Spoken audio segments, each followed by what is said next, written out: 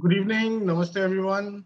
My name is Dhruv, and I'd like to thank each and every one of you for being here with us today. Uh, it's extremely pleasurable to be able to welcome those of you who have been with us for a long time, and those of you who are a member of the Zina World family. I'm honored to be given the opportunity to host this weekly show, which is beginning today. And it's a reflection of the objective of this foundation where every family member is the given an opportunity. I'm here in front of you because the foundation has faith in me and it believes that I would be able to pass on my knowledge. And I, on my turn, would hope that everyone could benefit out of the knowledge I've gained over my life till now. So basically, I'll be talking about the science of Indic food. And with Indic, I would like to say that basically, to me, it means a region or an area where Indian influence in the world of food is seen or can be experienced, which would, in everyone's idea, basically be Southeast Asia, definitely, which is east of India, and the Western seaboard, including Pakistan, the Arabian regions, Iran, etc. And on top of us, which would go into the field of the hills, the Himalayas, and beyond that, into the Tibetan plains. And historically, in the past, right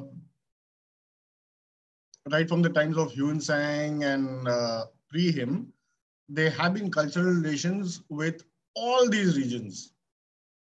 Okay, so I'm talking about China, I'm talking about China into Japan, I'm talking about India through the Northeast into Burma, into Thailand, into Indonesia, the Malaccan Triangle, which is your uh, Singapore, Indonesia, Malaysian region, and beyond that. Okay, Sri Lanka, of course, your Lakshadweep Islands, Andaman Nicobar, etc. So this is the area that I'll be talking about basically. And at the same time, this knowledge that will be shared on the various topics, it'll be great if we can get a number of children in because they are our future. And they are the people who will carry on the knowledge which is passed on through us to their children and further on. Okay, so that is what we are looking at. And this is a basic regard to food, what we are eating, what we are not eating, why we are eating, how and why. And children have the best questions. They are the best experiencers because they have none of the background. They have none of the, let's say, templating or conditioning uh, completed on them. Okay, so they are still at a stage where they are basically free. And they are in the stage of their lives where their mothers are cooking for them. Okay, and a child's relationship with his or her mother is very different from a child's relationship with the father. Uh, very, very, very different. That is a confirmed fact, and I have experienced it myself. And so everyone's mother is the master cook. There is no competition. There will be no further discussion on that. My mother's recipe or your mother's recipe is better. Everyone's mom's cooking is the best. There's no two questions about it. Um, so as we see, it is mother's home recipes that we are talking about. So I would actually like to know, uh, maybe from the next session, not from this one, because a lot of prep into what we need to talk about has not been done. And I was hoping for questions to come up to be able to answer them. Since none of that is happening at the present moment, I'd like to talk generally with regard to food. And let's start with our own home area in a very general sense. Okay. And let's start from the bottom. Okay. What are the basics? And then move up into quality standards, higher cuisine or higher levels of preparation of the same. And we can always discuss what everyone's mother has done or different. And it'll be a great thing because, we'll be able to find out what's happening in the various regions with regard to the food that we are eating. And this could be a live, say, recording of information of the present day with regard to the recipes. The old recipes have been recorded, ancient recipes have also been recorded, but understanding the ancient recipes through the way they were recorded is a bit of a science on its own, because it's more about interpretation and understanding what happened and then how it comes out now. But those are the difficult stages. So let's just talk about traditional oils. Okay. So going back in time, India, Bharat, let us take the center of India and then move out in the various directions as a start. So I would say maybe Madhya Pradesh, okay, and then move north, south, east, and west. I'm based in the east, but I spent a lot of time in all the other regions of the country and have been researching it in the past. So anyways, coming back to traditional oils. So the traditional oils of our country, which were used for cooking or fat, let's say, basically milk-based fat from buffaloes or cows, from sheep, from goats, um, fat from camels, mustard oil, and fat from milk would be your ghee, etc. Then you have your coconut oil, you have flax seeds, you've got your ramdana, which is quinoa, various types, and palm oil, which is your dalda. These were and are our traditional oils, apart from oils from animal fats, rendered fats, that is pork fat, mainly used in the Northeast, ghee, cow-based, milk-based, protein-based fats, which are basically North and Northwestern region areas. Then you have Central India. Central India is like Eastern India, mustard oil and cow-based fat oil. And there was and is a certain amount of palm oil in it, but palm oil was generally not a traditional oil. It was not generally used. because the palm trees were valued for their sugar. They were valued for the pith, which then turned into your sago or sabudana. And the pith was also used for making the fat. The palm tree also produces a lot of sugar.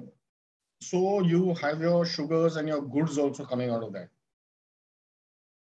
Then we move towards the south, which is again basically palm based, where you've got your gingerly, which is your sesame seed.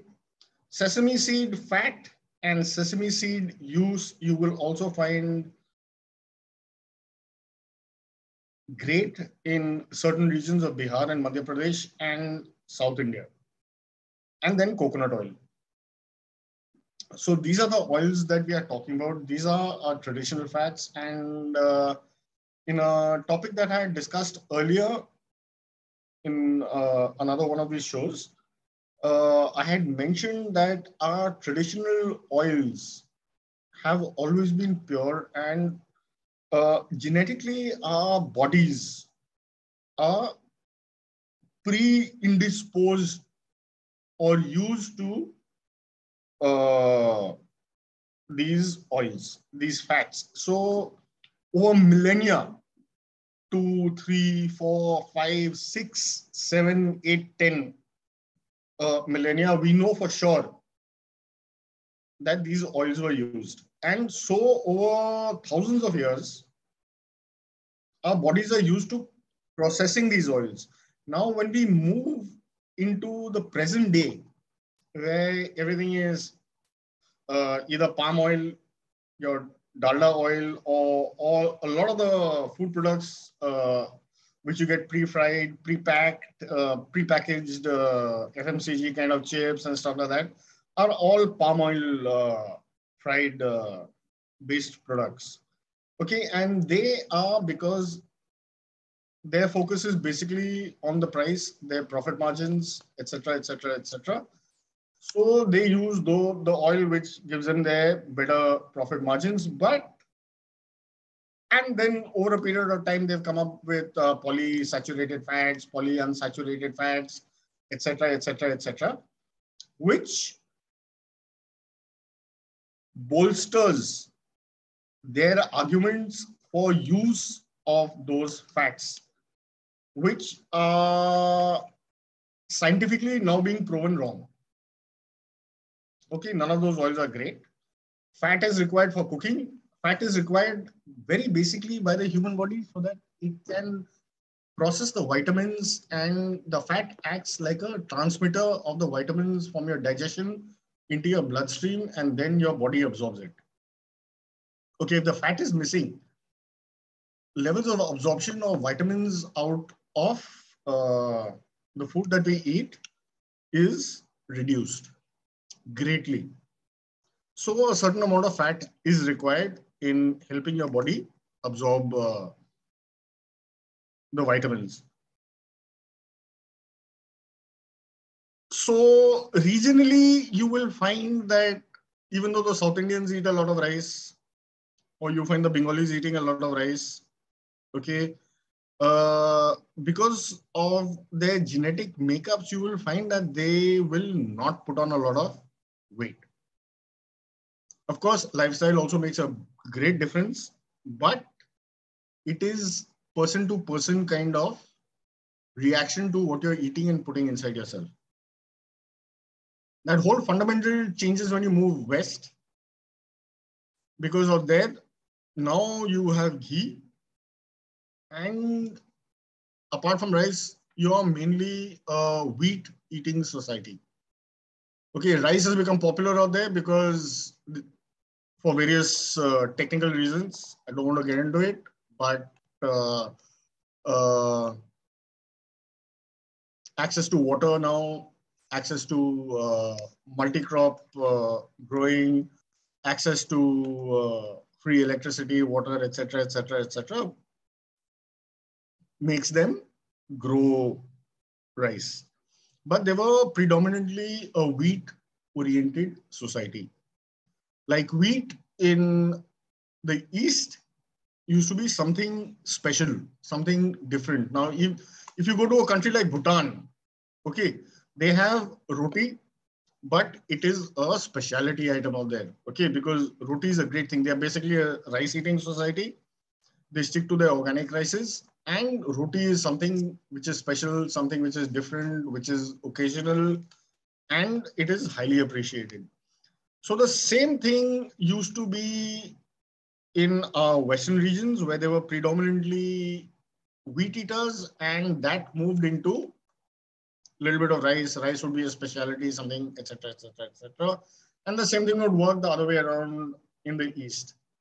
South of India had its own differences where they were also predominantly a rice-based society, and they used the rice in many ways that mimicked or does the same job that wheat does in a different form of cooking. And if you look at all these raw materials and ingredients, you will find that each one has its own benefits. Okay. And you will find that each one reacts differently with everyone. Now, with the way the world has become, with all your logistics, with all your everyone growing everything available from everywhere, you will also at the same time notice now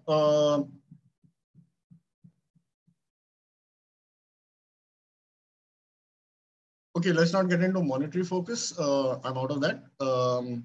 Let's go back to the facts.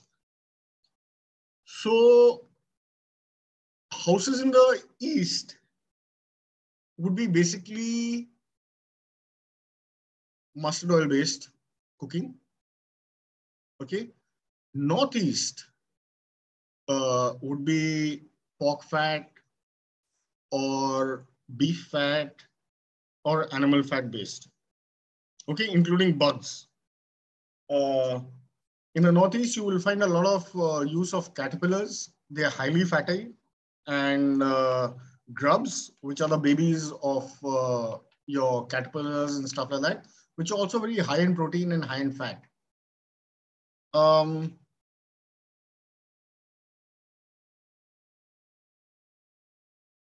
So at this point of stage, I would like to have some questions to be able to answer with regard to this very basic point that I'm talking.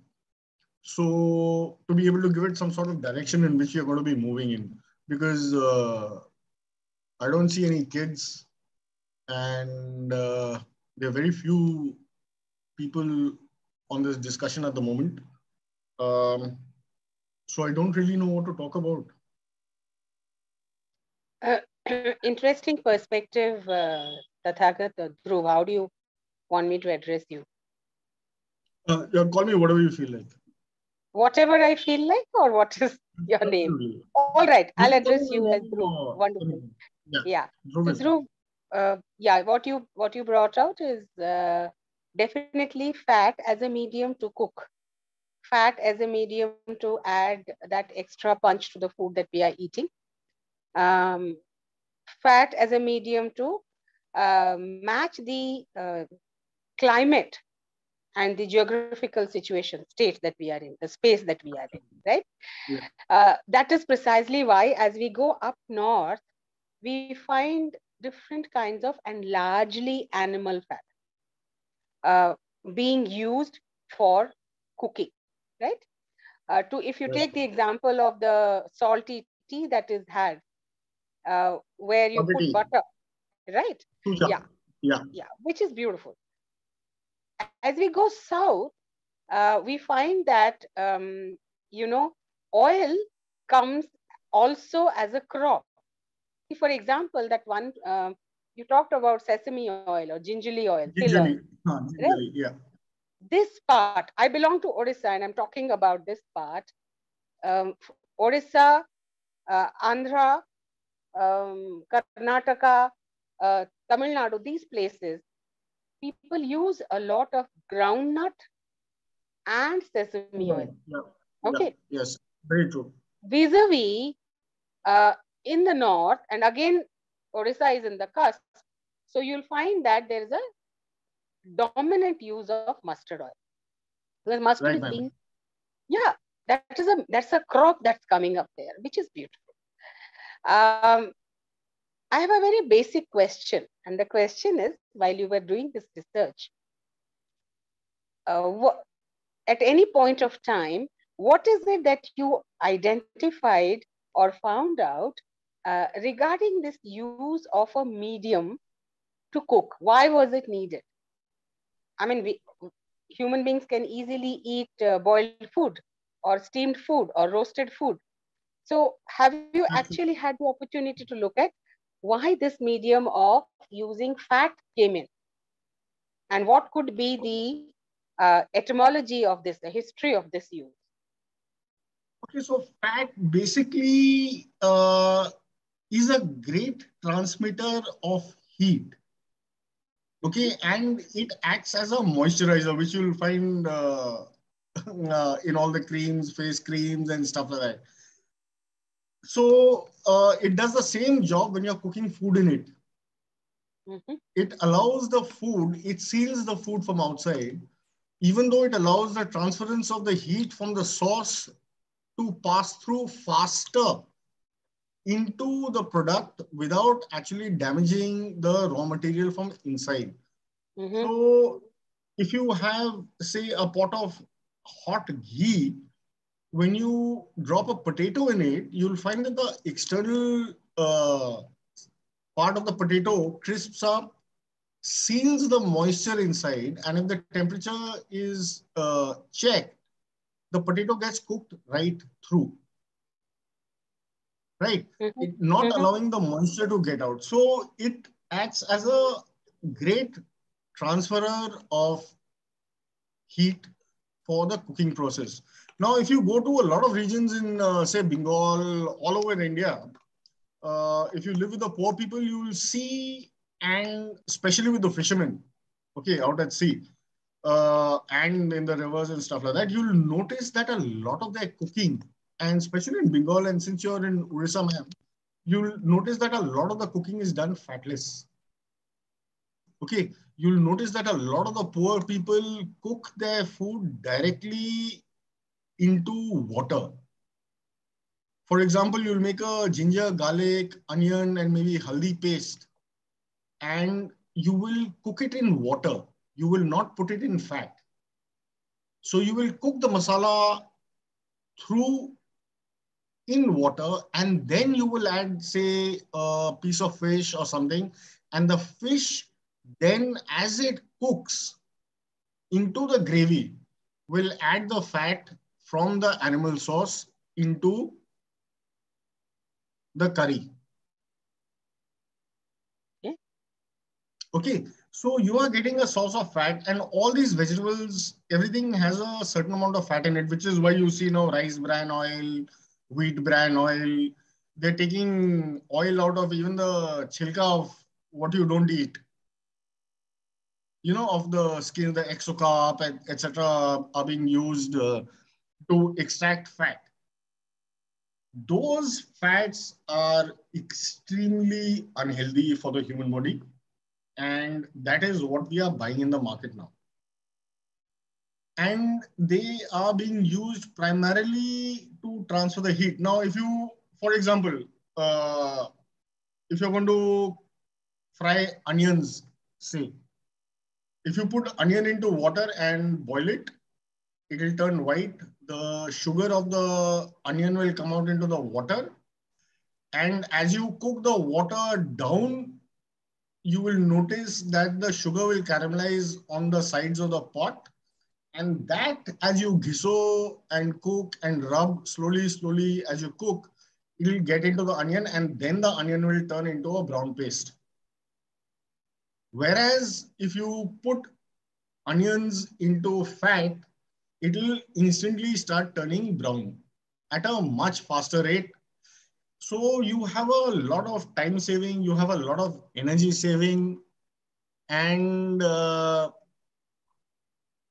you have the fat at the source instead of waiting for the fat to come out and then being used in the food.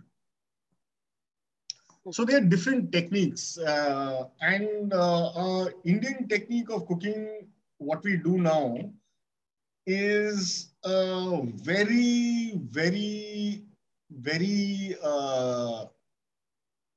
distracted system compared to what it was, because Indian food is generally slow cooking. Okay. For example, all your bhartas, everything comes out of the embers of the fire. If you speak to your grandmothers and grandmothers, great grandmothers, you will find that dal was put into the pot and put on top of the fire. At night, after all the cooking was done, it was left on top of the chula so that in the morning, the dal is cooked through. Because it was left on the embers, which is how things like dal bukhara come across. The grains are whole. Okay. The dal is cooked right through. And then you put it into a gravy and then you make it into what is served outside or what you serve eventually. But that cooking process is finished at night. And that cooking process, because of the low heat, because of the long time, did not destroy any of the beneficial vitamins, etc., etc., etc., in the raw material itself. Which today, when you put it into a pressure cooker, 5 minutes mein ek city, gives it extreme heat, extreme pressure, the moisture from outside is pushed into the grain and it comes out cooked. So the kind of product you eventually get is comparable, but fundamentally, how good it is for you is a very, very big question, because everything is ghisod out of shape and it is cooked on a high heat.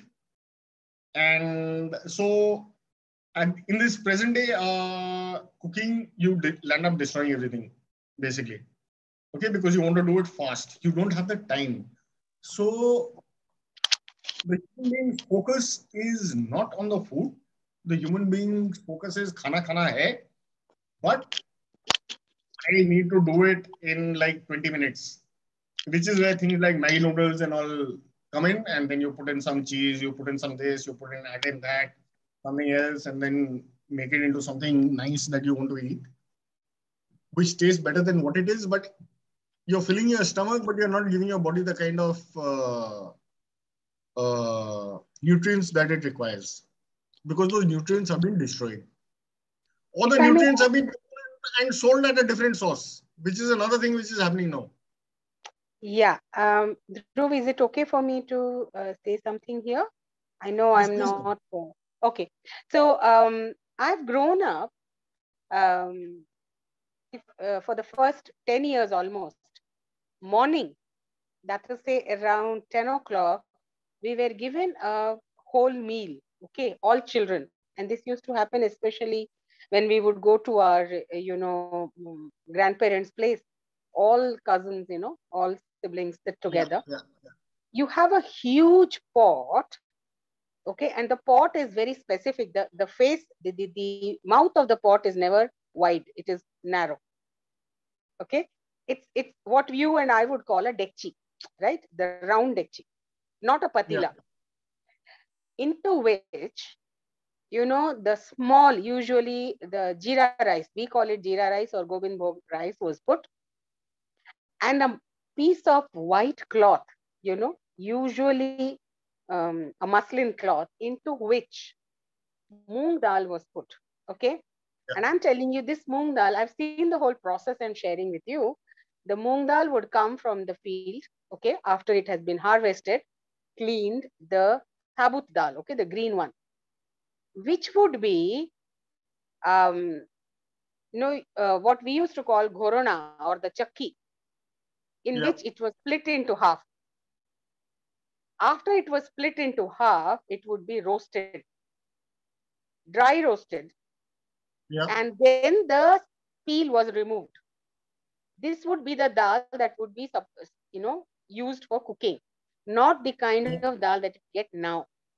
And this dal was tied in a piece of muslin cloth and put into the rice,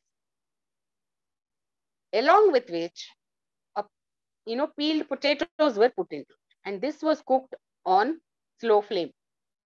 This was the morning meal that children were given. The potatoes would be removed and mashed with ghee and some tadka, whatever is, liked by the family. The dal would just be, there would be a dollop of ghee and salt and the rice. Interestingly, none of these was fried food. And if you look at the food that was given, high energy, fat given for the health, the rice, the complete energy of the rice is retained because it's not the draining mechanism. And this was fed to the children. Very different from the pressure cooked sheddo bhat that is given, aloo sheddo bhat. Yeah, so the product is totally different. You see, now when you cook the rice, like you said, in your rounded handi with a small top, okay, the heat is retained, the moisture is retained inside the pot, okay, as the moisture steam goes up, it cools off and it drips back inside, okay. Only the extreme heat leaves, the steam leaves. Now, the moong dal that you mentioned, which was roasted, split, is basically your bhaja muget dal. Okay. And then you put in the potato into it. Now, potato rice is highly starchy, which your body converts into sugar and then converts into fat for storage. Okay. So, as you said, it is pure energy, stomach is full. Dal takes care of the protein angle. So all the energy that you lose as your body chews up all the sugar that you've eaten in that heavy meal in the morning while running around, playing, freaking out with your friends and stuff like that, leads to muscle breakdown. That muscle breakdown is then covered with the dal that you put into that. Okay. The ghee transfers in that, apart from the flavor and the taste and everything, helps the transference and building blocks of the vitamins into your body. So there's a great science involved in it. And now that you mentioned this patila, I've been researching, in fact, Jagannath Mandirer cooking khichudi. So it was all done in the same pots and one on top of another. Why? Okay, the pots become small. It's all inside the same hall. They are all made of the same kind of clay. The same people make those pots because it cannot be changed. That it's a science because the heat is great in the bottom. So you have a big pot and one is piled on top of the other. Inside the hall itself, the heat moves up. As it moves up, the level of heat comes down, but the size of the pot has gone down because they're balanced one on top of other. So the smaller pot requires a lesser amount of heat to cook what it has to that the larger pot has.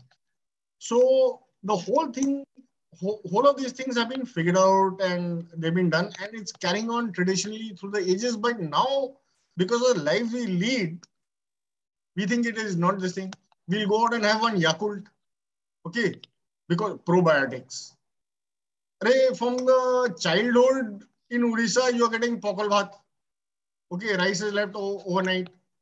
Or you have your Bengal Panta Bhat. Okay, it allows natural yeasts and natural funguses to get into your system. The biodiversity inside your body is as great as the biodiversity outside. Your body itself does not kill any of those guys. But if you chuck in a piece of copper or you chuck in a piece of small stainless steel chunk into the stomach acid that you have in a bowl outside, it will melt. That is the power of your body. And that is now being misused by all these things. Instead of maintaining it, we figured out that we need money. Money and health will be taken care of by my insurance guys. So हम काम करेंगे और पैसा बनाएंगे, and जो होगा it's in someone else's hand. People don't understand that everything is in your hand only.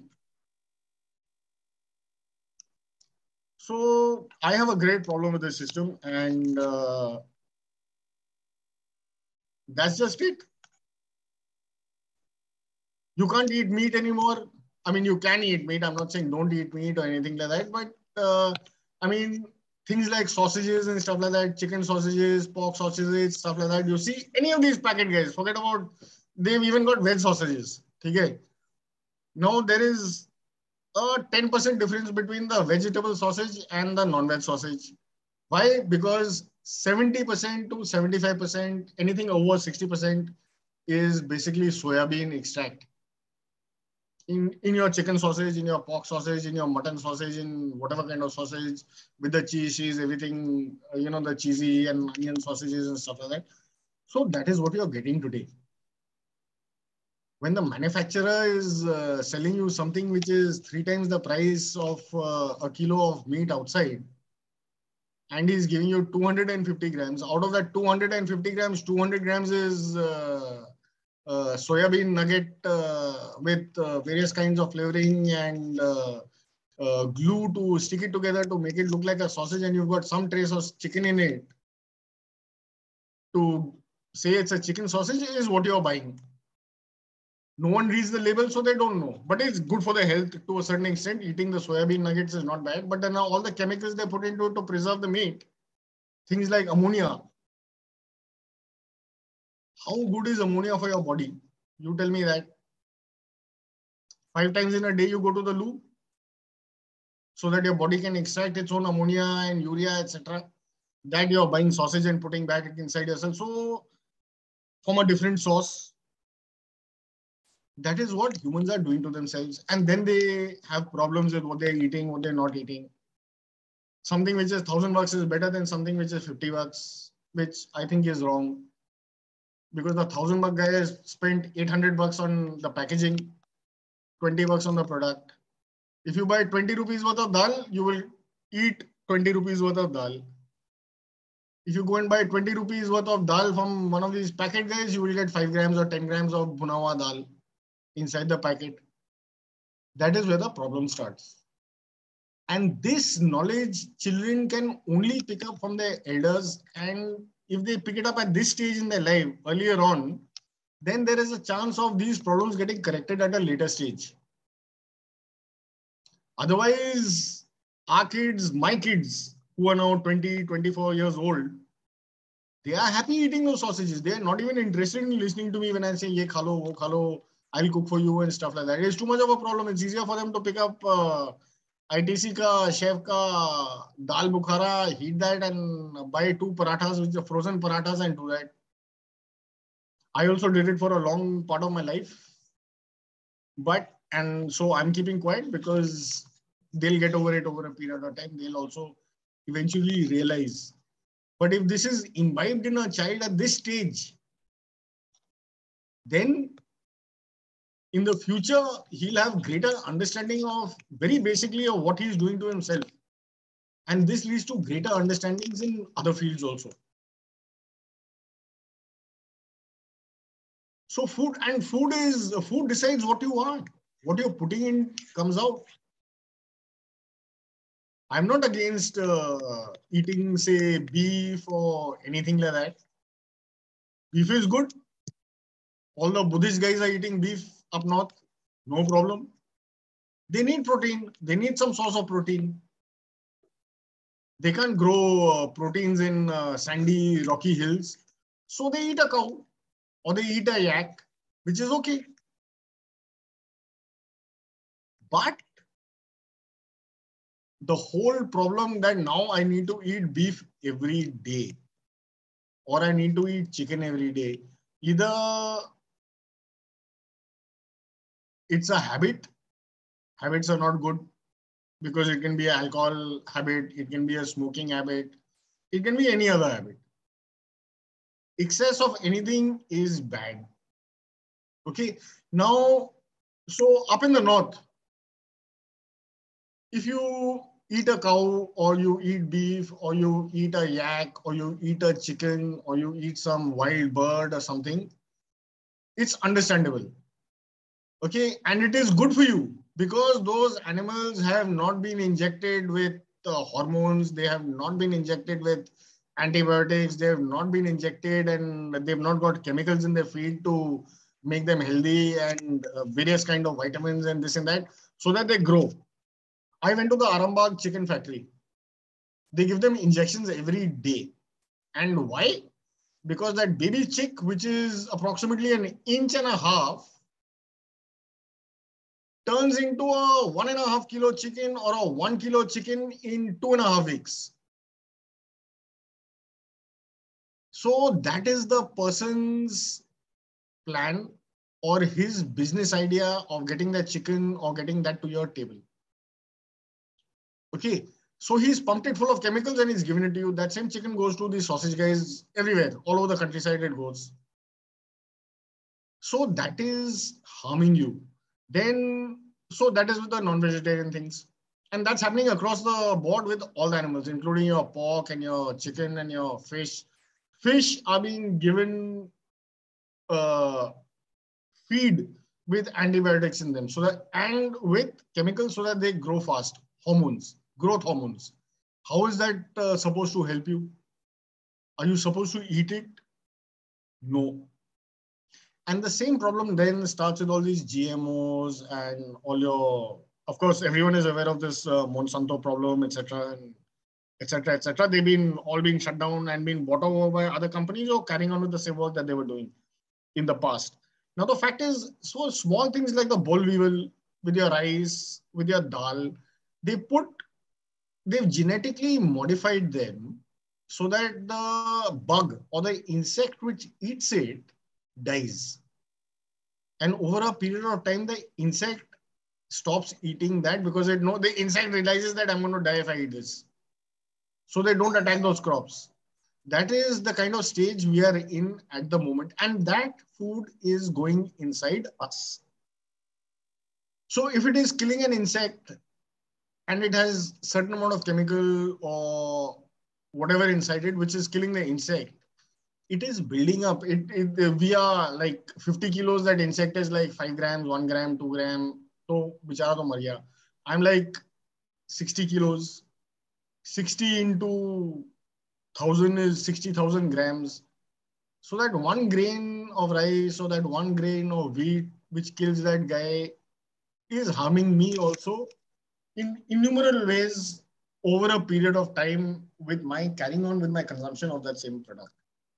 That is where we are at right now. So all these movements, vegan and I'm vegetarian and I will not drink cow milk and I will eat cheese, but I will not eat this and all of those, with all these various diets, keto diets, and I will eat only raw food.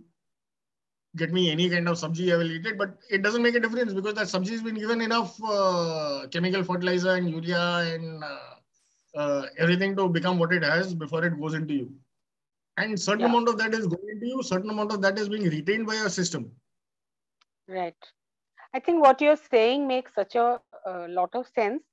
All of us, I think, around the world are somewhere aware of this, and yet we turn a blind eye because of various reasons, because of our lifestyle, because of our goals that we want to achieve, because of, a status that we want to create for ourselves. We can afford certain things, packaged things, or we get something which is more exotic and therefore is imported. Whereas all of us know that what is locally grown is suitable for the climatic region of that particular region. The conditions, the climatic conditions, the region, the people who are born and raised there, they suit each other best, right?